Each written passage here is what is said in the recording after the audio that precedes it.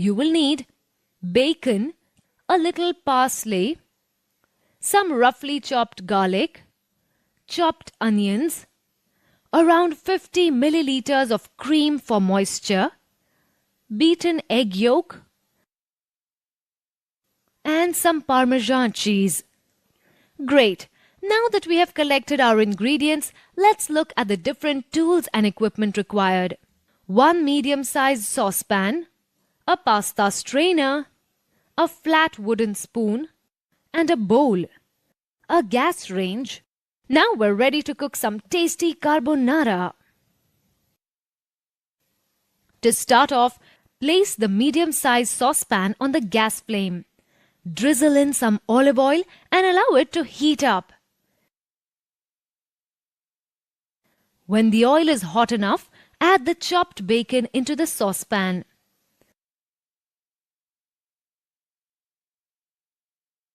Saute the bacon bits until they are crisp and they start giving out a beautiful aroma.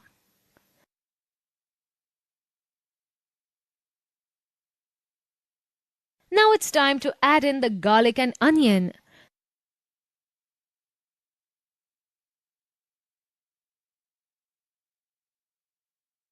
Saute both in the pan until they are cooked.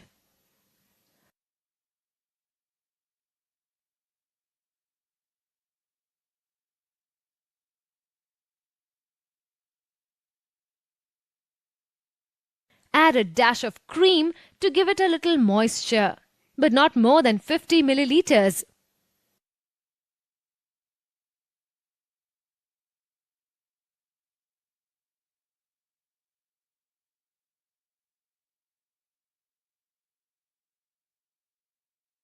Now we can add the pasta into the saucepan.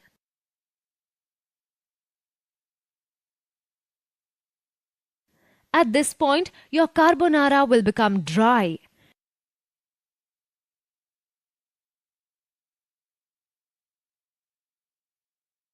And then salt and white pepper.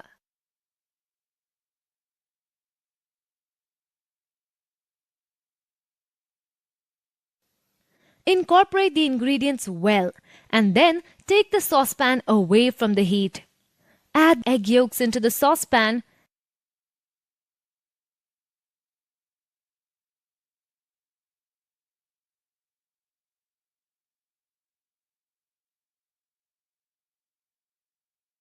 We're almost done. And now for the final touch. Grate some mouth-watering Parmesan cheese on top of the pasta.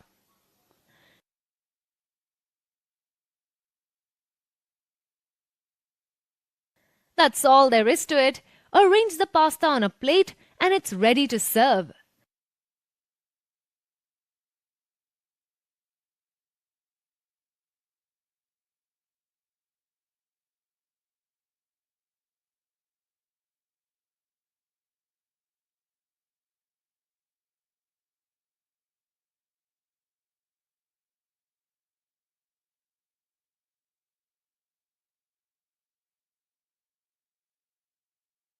It's time for a short recap. Once again, here are the steps to preparing carbonara sauce pasta.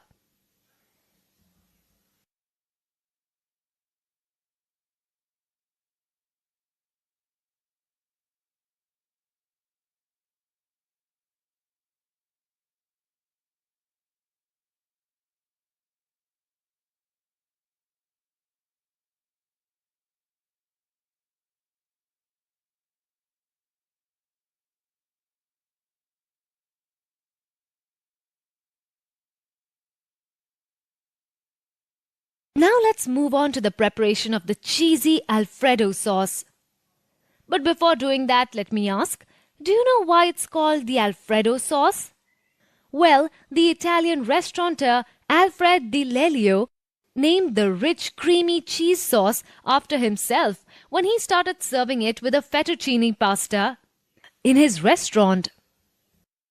To prepare this delicious pasta sauce, you will need the following ingredients: some Parmesan cheese, butter, chopped shallots, fresh cream, some parsley.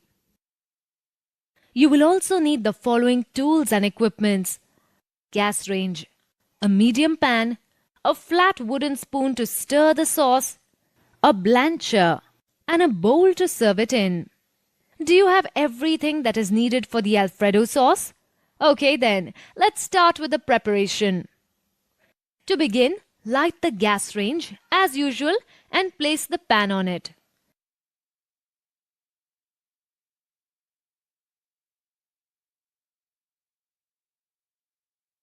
Melt some butter in the pan and saute the chopped shallots till they turn pink.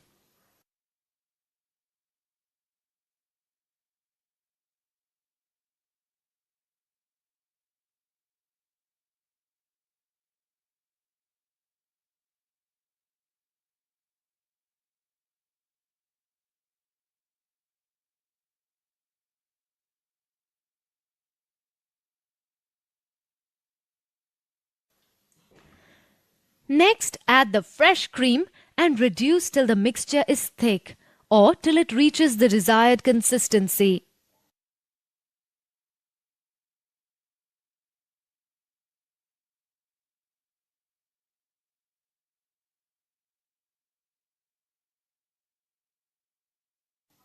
Add salt, pepper,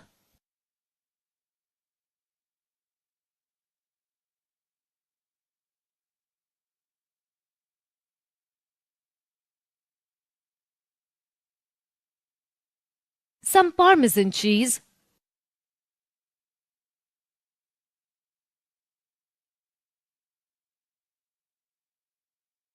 let the sauce thicken some more.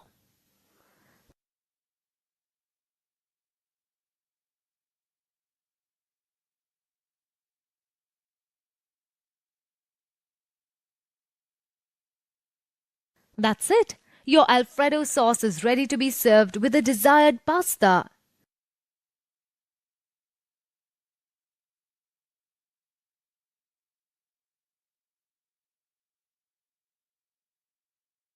Ready to move on?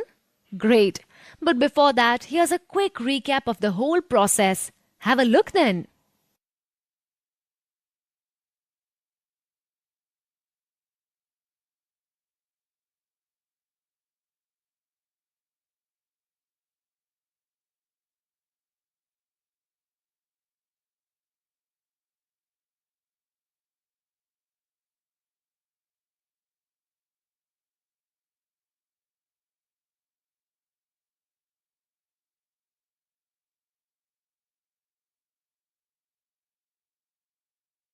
Now all you mushroom fans are in for a treat, cause next in line is mushroom cream sauce.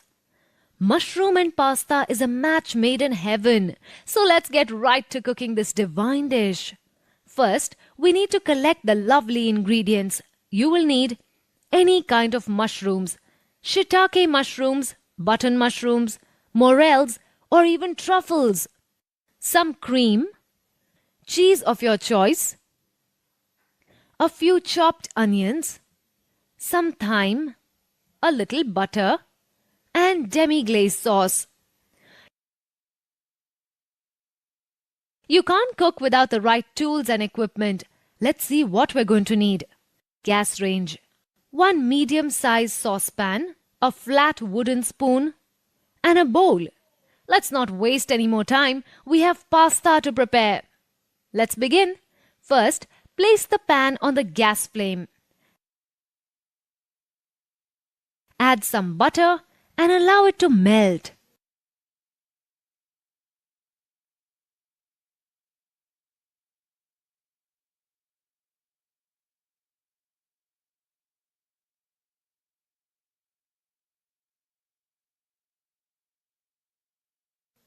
Add in the mushrooms and saute them in the pan.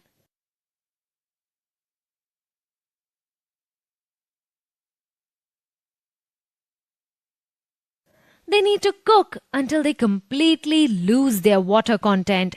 They should be dry.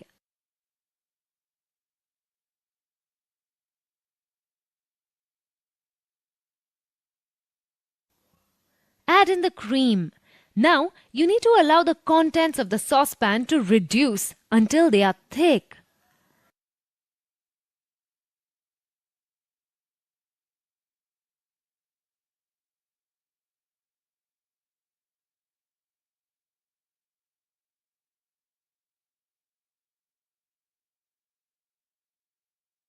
Now it's time to add the demi-glaze sauce.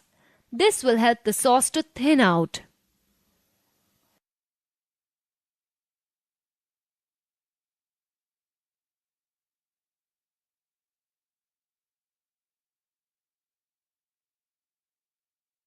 Season the sauce with salt and pepper.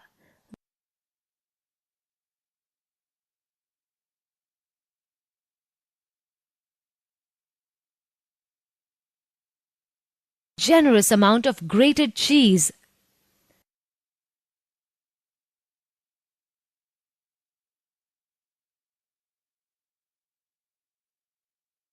Your mushroom cream sauce is ready.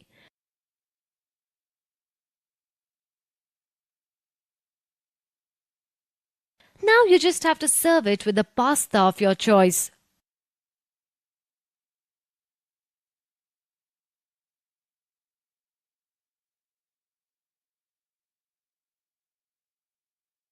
Garnish with a dash of parsley. For all those of you who missed out a point or two, here is the procedure once again.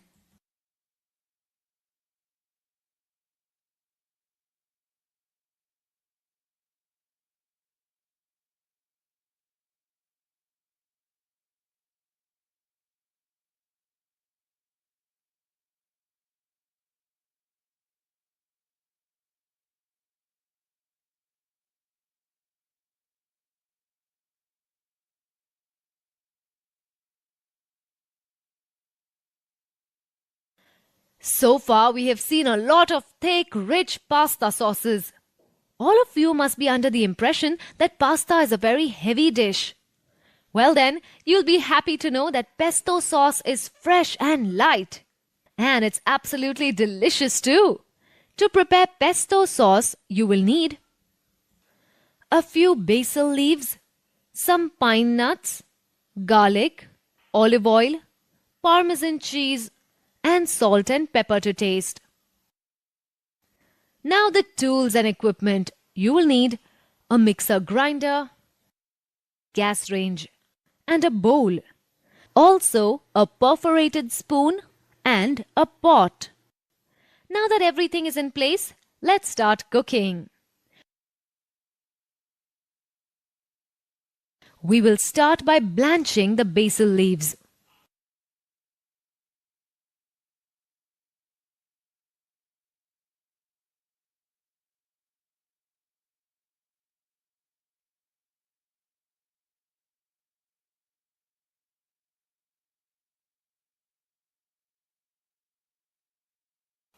Now, place the basil leaves in the mixer grinder. Add all the other ingredients as well.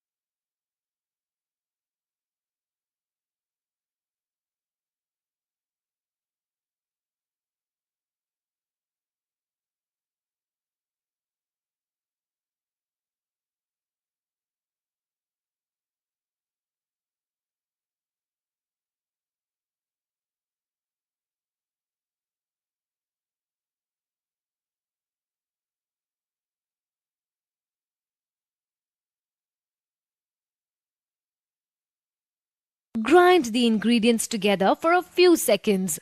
Make sure that you do not overgrind.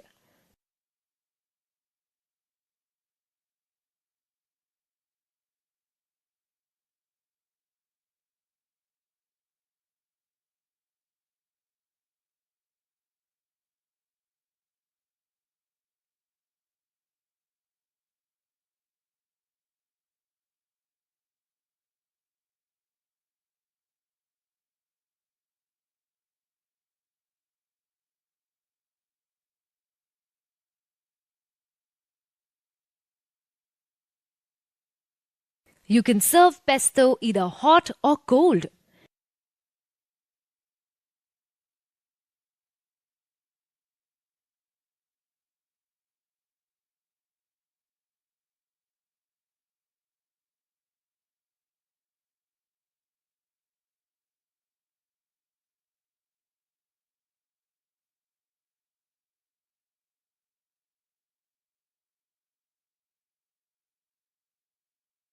If you wish to serve it hot, reheat it in the saucepan before serving. Once again, let's look at the steps required for preparing pesto sauce.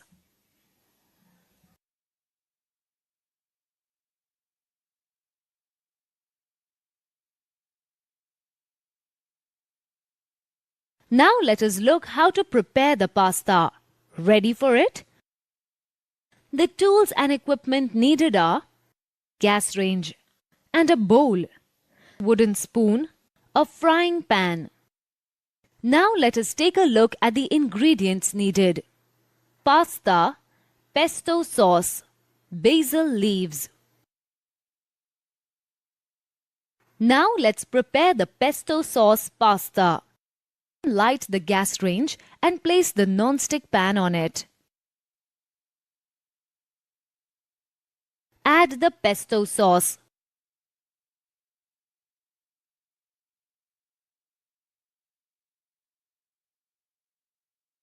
Stir the pesto sauce.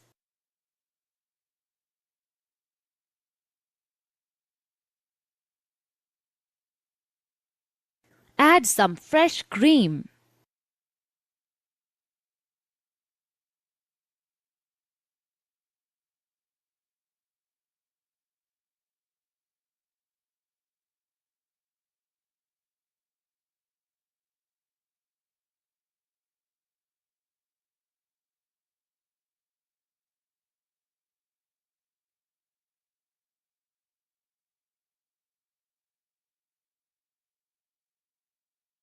Add the cooked pasta comes to a boil.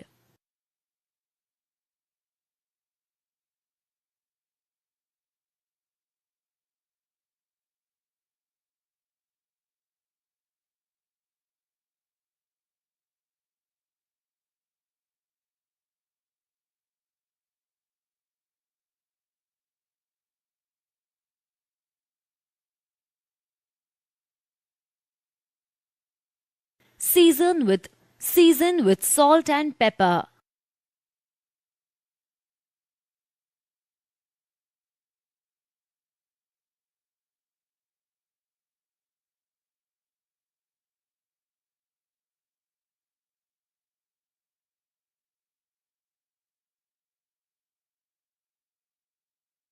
Garnish with basil leaves.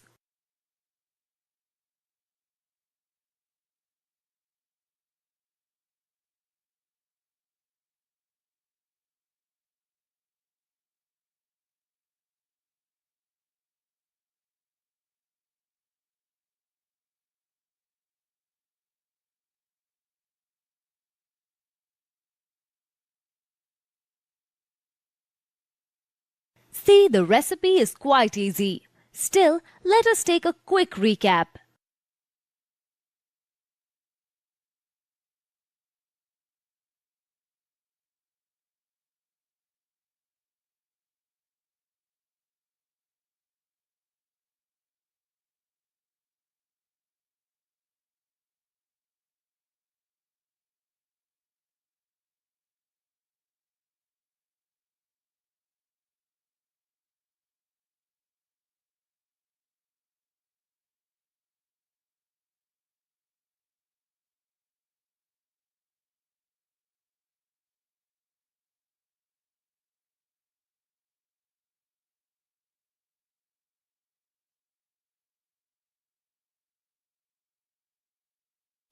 Phew! We did a lot of cooking and learning today. And I'm sure that you loved learning about pasta and its various delicious sauces. But can you remember each and everything that you saw today? No? I don't blame you. Let's go over what we learnt one by one. Pasta is a dish native to the country of Italy. it varies greatly from region to region. Even though durum wheat semolina is usually used to make pasta, many other cereals and grains can also be used. Different colors can be imparted to the pasta by using a natural coloring ingredient like spinach, beetroot, and squid ink. Pasta comes in various shapes and sizes as well. Not only does the shape and size of pasta differ, the final taste of the dish also differs due to the variety of sauces used to garnish it with. All the sauces have different bases, ingredients, and herbs that give them a unique taste. We also learnt about the most common types of pasta used in restaurants. They are farfalle, a bow tie shaped pasta, fusilli, corkscrew shaped pasta, spaghetti, noodle shaped pasta, cannelloni, 3 inches long cylindrical tubes, ravioli, stuffed disc-shaped pasta, macaroni, thin 1-inch long tubes with slight curve in the middle.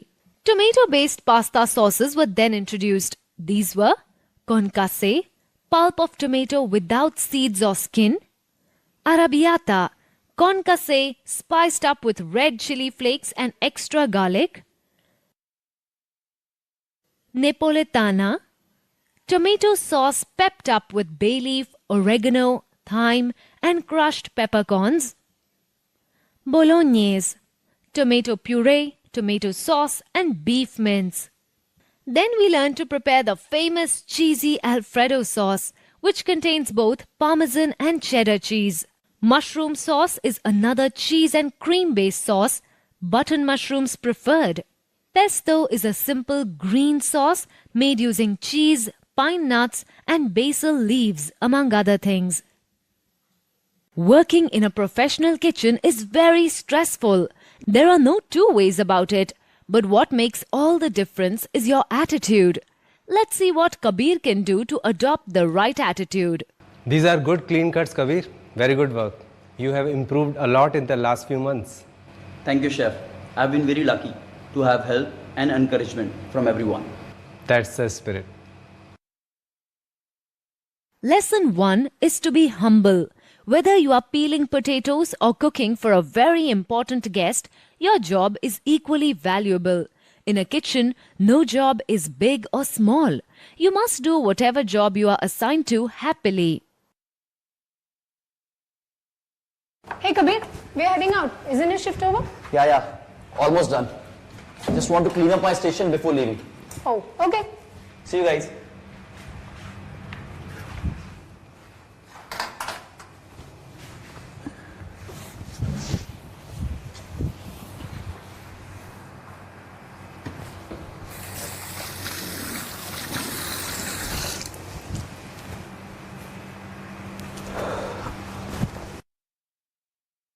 You are expected to clean up your sinks and workspaces. Even if the head chef asks you to pick up a mop and clean something, you must. Oh, Jayesh, can you hold food at the counter for a minute or two? I need to clean this up and also sanitize my hands. Sure, but come quickly though. If something falls down while cooking at a live counter, clean the floor immediately, since it is in clear view of all the customers. Chef? Yes. Chef, I was just preparing for the day. I need a mirpua for one of the recipes. Could you please help me with that? Gladly, Kabir. I'm happy you asked for help at the prep stage and not when the kitchen opens for the day. Come on, I'll show you. Nobody expects you to know everything. Surely there will be several practices that you are not aware of. In such cases, do not be afraid to ask for assistance.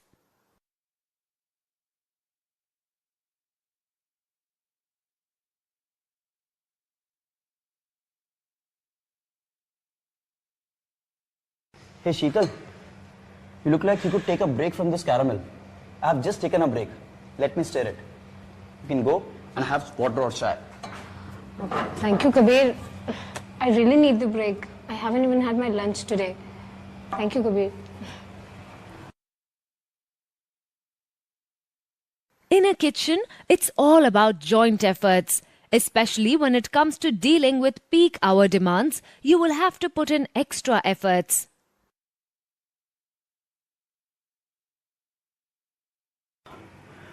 Okay. The brown stock is on the gas. The pale roux is also simmering. I need to cut the vegetables. Oh, I still need to sanitize that chopping board. Okay. Let me do that while this simmers, huh?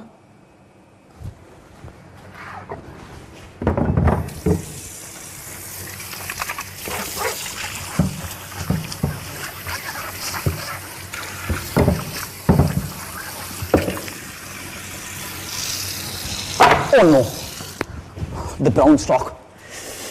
It's ruined. Chef will be angry. So angry.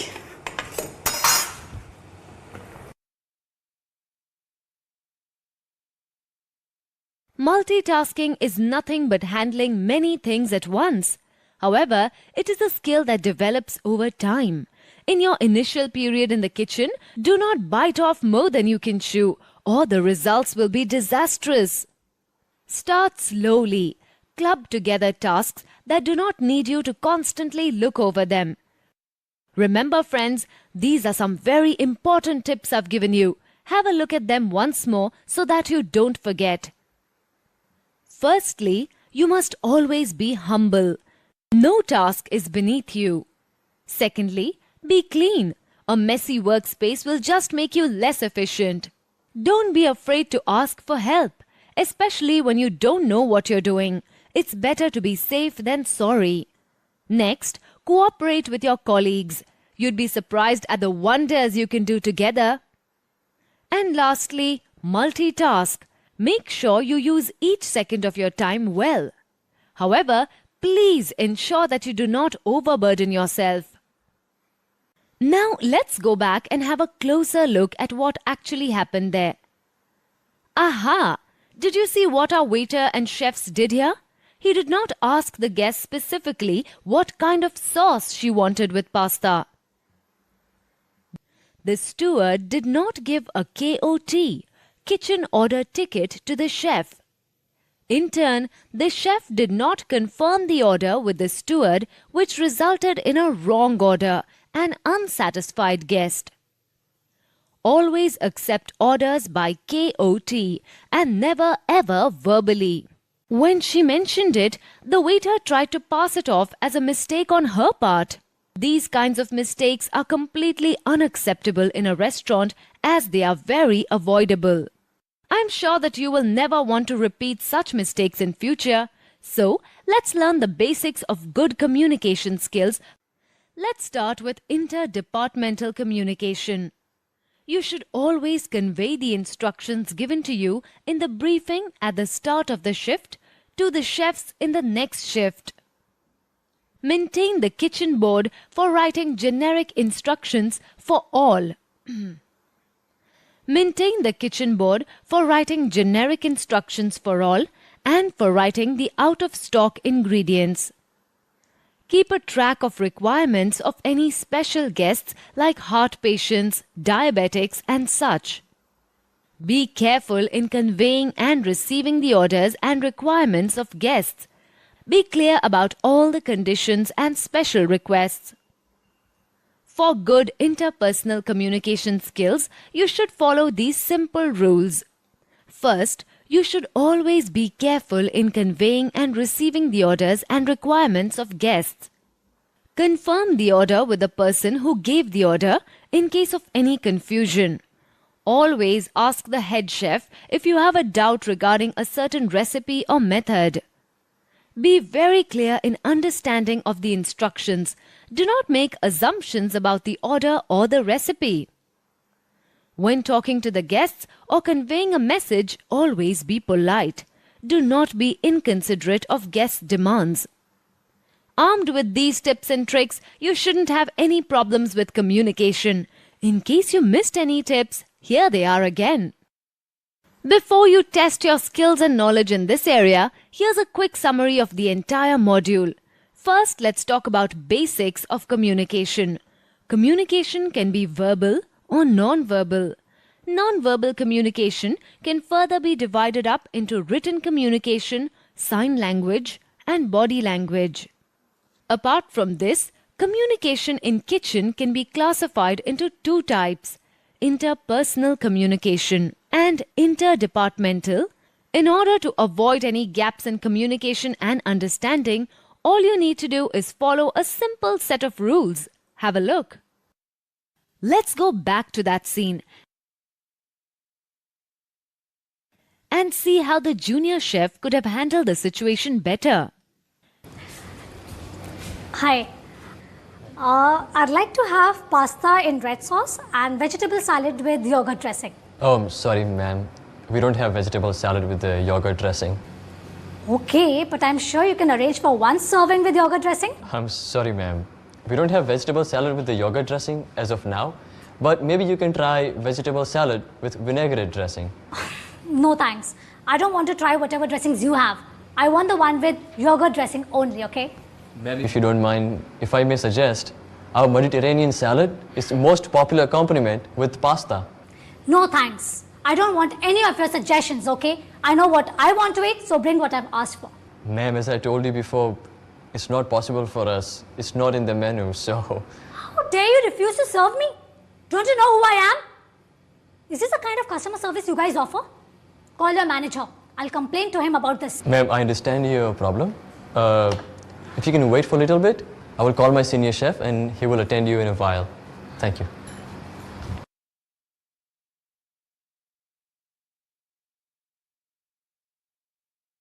Here, Chef Anand tried to do the right thing by suggesting multiple alternatives. But like the lady on the scene, sometimes guests do not agree with the suggested alternatives. They may also behave unreasonable and rude. In this case, Chef Anand dealt with the situation very tactfully. Let's identify the simple steps he used to be polite yet firm with the customer. Instead of saying no at the outset, there are many other ways by which you can politely deal with your customers. Here are some of the generic guidelines to follow in such situations. When customers ask for a customized dish or anything that is against restaurant policy, you should always try to offer a substitute instead of refusing them directly. Never make your customers feel disgraced. Even if they are being extremely rude to you, you must swallow your ego and be polite. Remember that the customer is always king. If you feel that the situation is getting out of hand or you aren't able to find a solution, never be rude to the guest. Your seniors have probably experienced such situations several times, so they are the best people to handle the situation. Take their help. You should make your guests feel like you're on their side. Apologize profusely when you are not able to meet their demands. Say things like, "I understand your problem," or "I'm sorry for the trouble." Chef Jash has fainted. We're trying to revive him, but he's severely dehydrated. Jash, Jash, Jash, Jash, Jash, Jash. He has been working long hours past week because he wanted to leave next week. He has been really stressed lately. We always asked him to take care of himself, and he always said he's too busy to do that. And now this. It didn't come as a surprise that he has fainted sooner rather than later. Jash, Jash, Jash.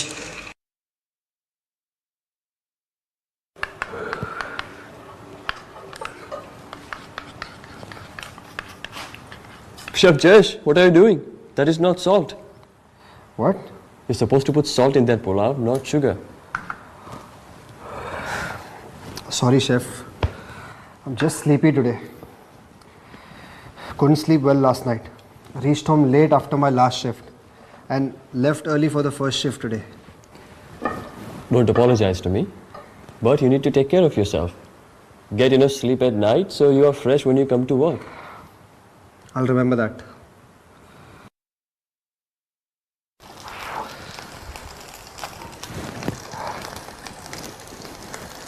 Hey Jayesh, you look exhausted. Here, have some water. No thanks, Sheetal. I can't drink water. I'm frying this chicken. It's dangerous to bring water near hot oil. Oh, then come over here and have a sip. You really look very tired. Sorry, Sheetal. I can't leave this chicken unattended. The chef wants it at a particular degree of doneness. You know how strict he is, don't you? Yeah, if you say so, Jayesh, but make sure that you take a sip soon, okay? Yeah, I will.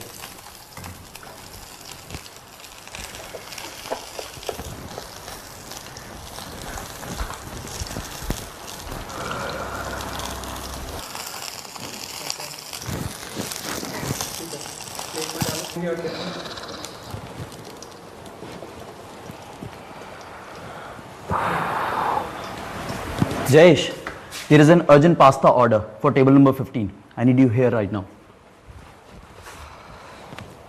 Coming, sir.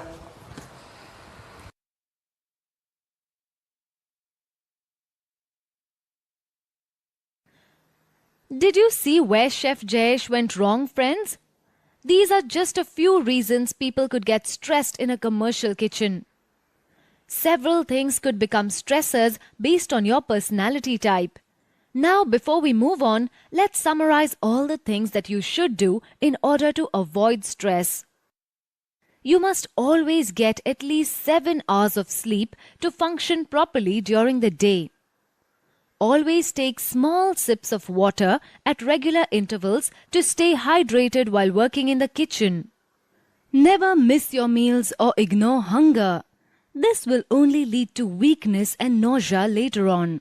If you take care and follow these few guidelines, you will have a healthy and stress-free work life. While setting up a live counter, there are some important points to keep in mind. Let's go over those before we move on to specific counters. Firstly, always take into consideration the available space. You cannot be too ambitious if the space you have to work in is too small to work in. It should be able to hold all the necessary equipment and ingredients and still look presentable. It's always better to have a themed counter. This helps customers decide what or what not to expect from you. It also streamlines your preparation process and assembly line. There are many themes, the most common of which are rustic, French, Punjabi, dosa, egg, seafood and pasta. Sometimes seafood and pasta can be combined to have a seafood pasta theme. The dish to be prepared decides the ingredients that need to be lined up or arranged on the counter. Relevant tools and equipment need to be placed at the counter for quick use. They should be within reach, but all of them needn't be displayed to the public. Things that are to be used frequently must always be kept handy. For example, salt, pepper, ketchup, and other such items should be handy. Sinks should be preferably nearby, but out of sight. Dustbins should be away from the preparation area, but close enough to be reached quickly. Pots and pans can be hung above the counter. If an item needs to be deep fried and tossed, tossing should be done very carefully so as not to splatter the guest with hot oil.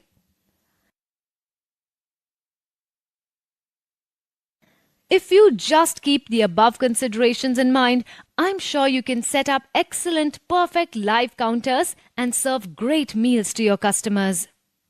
So let's start with learning to set up the pasta counter. But first, do you know what pasta is? Don't worry, it isn't anything too difficult. Pasta is an Italian preparation made from unleavened wheat dough. It is found in many shapes, most common being noodles or spaghetti and elbow macaroni. It can be cooked in front of patrons, that is live. Such counters are present in most coffee shops and all-day diners or restaurants. Here is what you will need to set up a live pasta counter.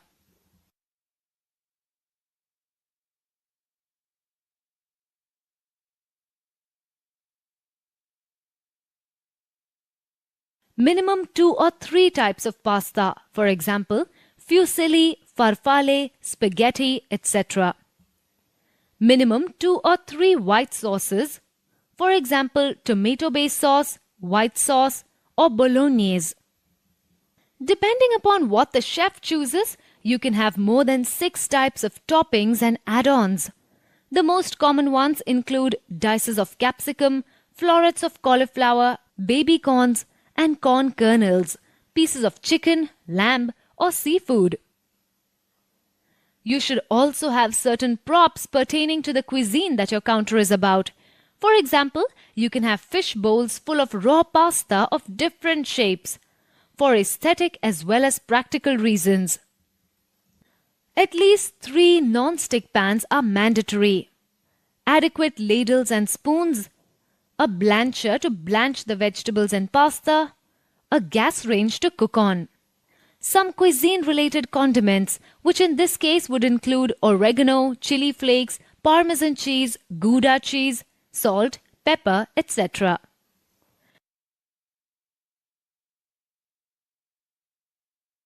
And finally, adequate number of pasta plates to serve the pasta in. All the above things should be placed in a trolley, which will allow easy transport of tools and ingredients to and from the counter.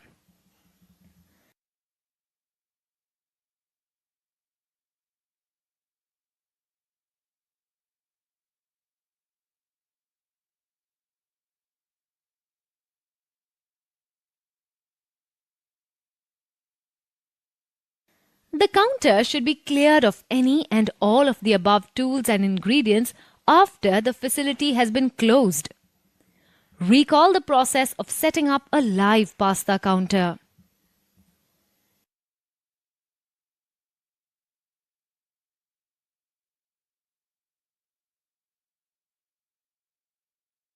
Let us now move on to the counters dealing with live egg cookery. Since eggs are items that can be cooked in a very short time, egg counters are fairly popular.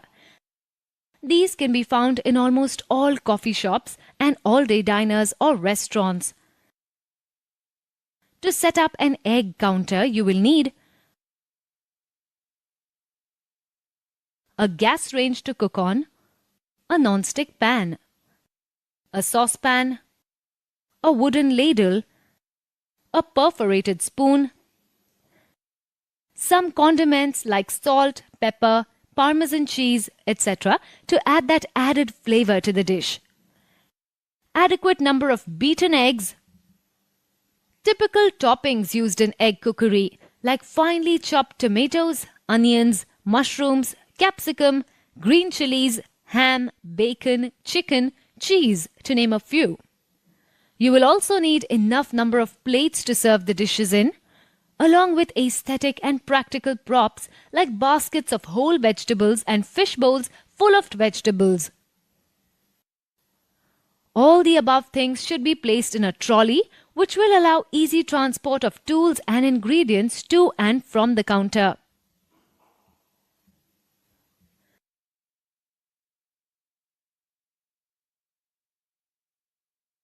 The counter should be cleared of any and all of the above tools and ingredients after the facility has been closed. Take a look at the things to remember when setting up an egg counter.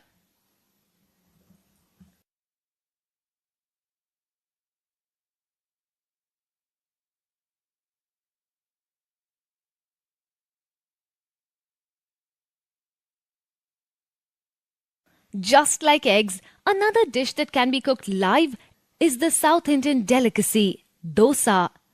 Dosa is made from fermented rice batter and is very easy and quick to cook. It can be served with either chutney or the traditional South Indian stew called sambar, or both. To set up a live dosa counter, you will need a gas range to cook on, a hot plate or griddle, a flat steel spatula to flip the dosas, typical condiments like oil, salt, pepper, gunpowder, toppings like chopped onions, tomatoes, green chilies, coriander, eggs, tomato and coconut chutneys, adequate batter in bowls, enough number of plates to serve the dosas. You will also require props like banana stem, coconut leaves, vegetables, mustard seeds arranged in a bowl for practical and aesthetic purposes. All of the above things should be placed in a trolley, which will allow easy transport of tools and ingredients to and from the counter.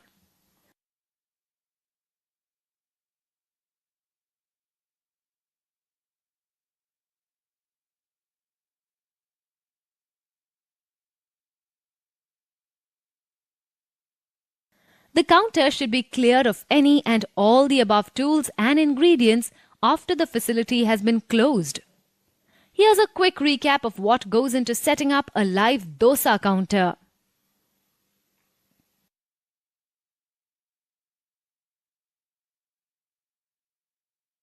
Now that you know what the setting up activity at the live counters entails, here are some of the things that you must always do when serving at the live counter. Always smile genuinely. Guests like it when you are courteous and genial with them. Be well groomed and keep yourself and your uniform clean and presentable. Maintain courteous silence. Do not be chatty with guests or ask them personal questions. Always greet the guest with the appropriate salutation as described by the company or the restaurant. Speak to the guest and provide assistance when needed or asked for.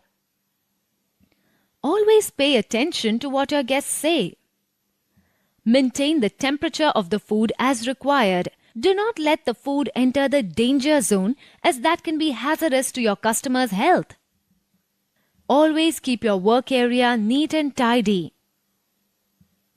And don't forget to keep a record of all the orders and or cash that you handled in the entire day. When closing the counter, be silent and discreet about it.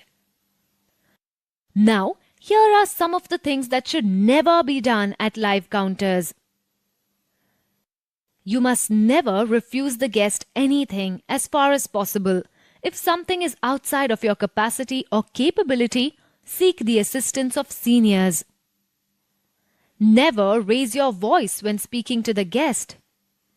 Never touch your face or other body parts when serving at a live counter. Avoid making noise when handling pots and pans. Be careful in case you drop a utensil. Never yawn in front of the guest. Never eat at the counter where you are serving. Only taste the food occasionally with a disposable spoon. You must never work under the influence of alcohol. Also, avoid smoking when stationed at live counters. It goes against anyone's civic sense. Never leave your station unattended. Always arrange for a colleague to take over on your behalf in case you need to leave for a short while.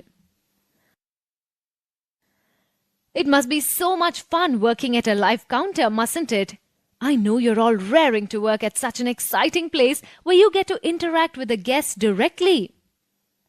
But before you're ready to do that, let's quickly recall what we learned today. We learned that live counters are places where food is cooked in front of the guests and served right away. We also learned about what to keep in mind when setting up a live counter. For example, the available space, the cuisine, the theme, etc. Then we learned how to set up a pasta counter. We also learned how to set up a typical egg counter. And lastly, we learned how to set up a dosa counter. We then learned the rules to be followed when at a live counter. And finally, we learned what to avoid or what not to do when at a live counter. Every dish that is prepared in the kitchen is a product of many hands. It is very important to learn how to work together. Let's start with what you shouldn't do. Hey, Kabir. I need your help with this mere poha. Do you have the time? Of course. Let me just wash my hands and I'll be back. Okay. The chef might assign to you a particular area of the kitchen. However, if you are idle while another section is very busy, you should be flexible enough to help out in other sections. Hello everyone, listen up. Times Food Guide has given us a fantastic review for the Mughlai Food Festival last week. The managers just put up the article. Good job, everyone. Take 5 minutes to celebrate.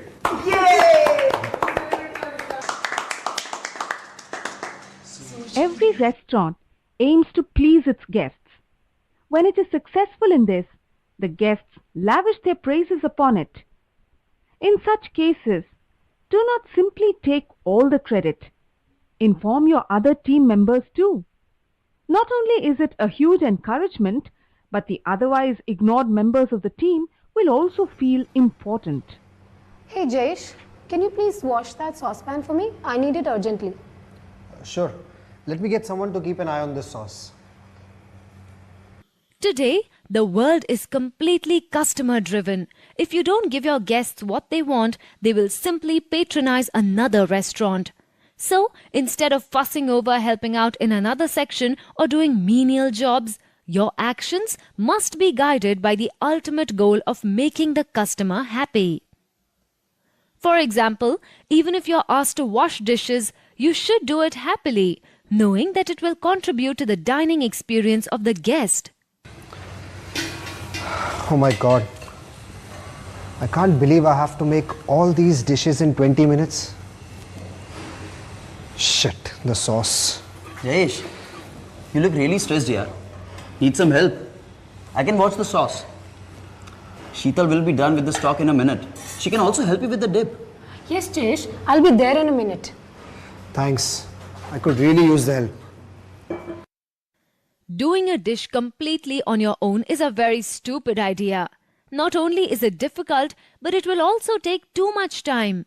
Guests need to be served as soon as possible. Hence, you should always work with others to send food out on time. Don't be afraid to ask for a helping hand, but more importantly, don't forget to offer one either. Now that I've mentioned all the don'ts, let's summarize all the different things that you should not do. Firstly, don't be rigid or stubborn. Next, don't be selfish. You should accept praise graciously and humbly and repeat it to your team members. Thirdly, do not get caught up with small things. And finally, under no circumstances should you work on your own. Use all the available help in order to complete the dish as efficiently as possible. Now that we have spoken about what you should not do, let us see what you can do in order to improve the efficiency of the kitchen. Communication is very important in a kitchen. If you're going to work in a team, you will need to understand each other very well. Make sure that you listen to instructions carefully.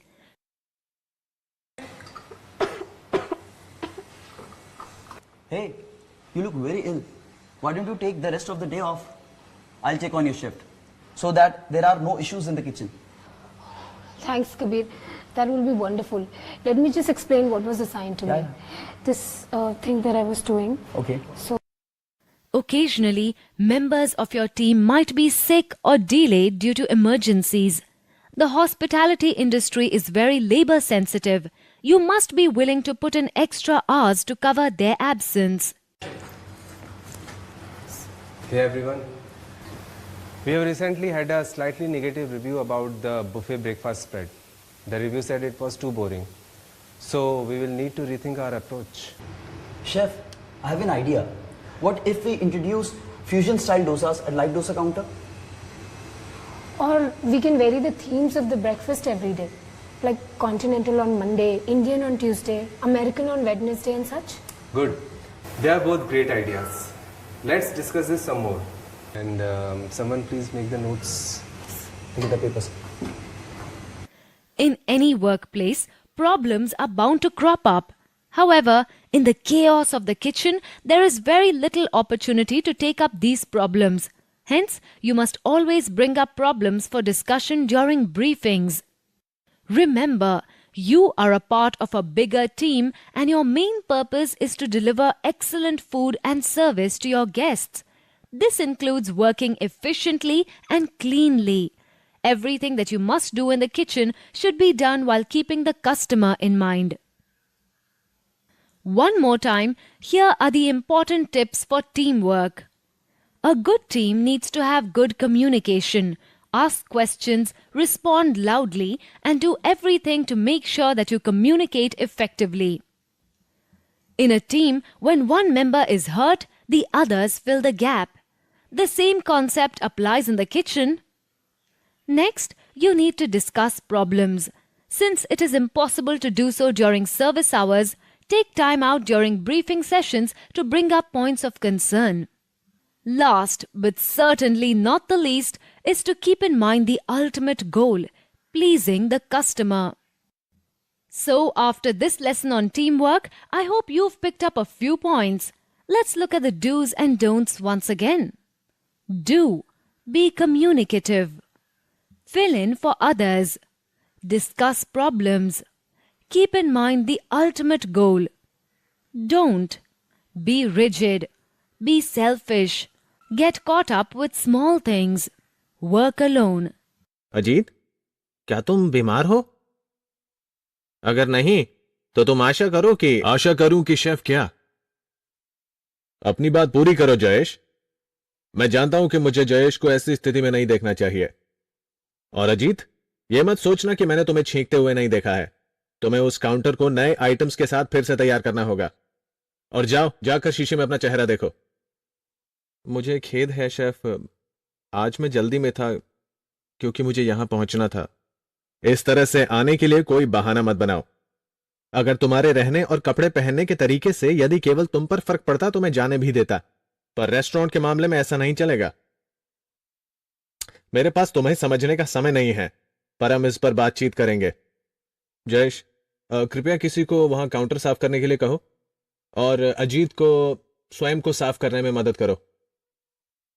दोस्तों, chef की प्रतिक्रिया के आधार पर आप देख सकते हैं कि मेहमान नवाजी के व्यवसाय में व्यक्तिगत स्वच्छता बहुत महत्वपूर्ण होती है। आइए मैं बताती हूँ क्यों।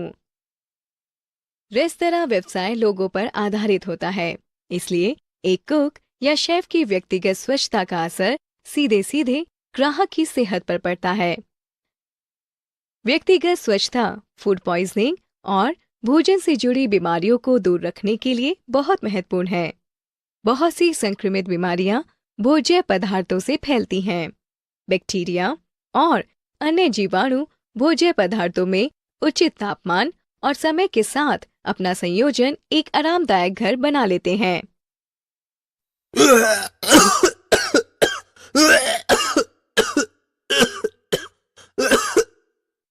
कुछ बेकार आदतें जानलेवा साबित हो सकती हैं। आइए देखें कि अजीत ने ऐसा क्या किया था जो कि रसोई के लिए बिल्कुल उपयुक्त नहीं था। पहला, उसका यूनिफॉर्म गंदा था। अगला, उसके नाखून बहुत बड़े बड़े थे। हम उन नाखूनों के अंदर भरे मैल को अपने भोजन में नहीं चाहते, है ना? उसने घड़ी भी पहनी हुई थी। ऐसा बिल्कुल नहीं करना चाहिए। जरा सोचिए, अगर घड़ी सूप में गिरकर सर्व कर दी जाए तो? उसका चेहरा देखें। आपको सबसे पहले उसकी बढ़ी हुई दाढ़ी और लंबे बाल दिखाई देंगे, जो कि भद्देपन के संकेत हैं। इस स्तर की व्यक्तिगत स्वच्छता को किसी भी रसोई में बर्दाश्त नहीं किया जाएगा। तो आपको क्या करना चाहिए? इसका जवाब आसान है।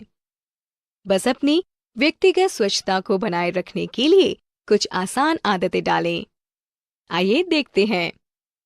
रसोई के लिए बिल्कुल अनुपयोगी। 1. गंदा यूनिफॉर्म। 2. बड़े हुए नाखून। 3. घड़ी पहनना। 4. दाढ़ी और लंबे बाल।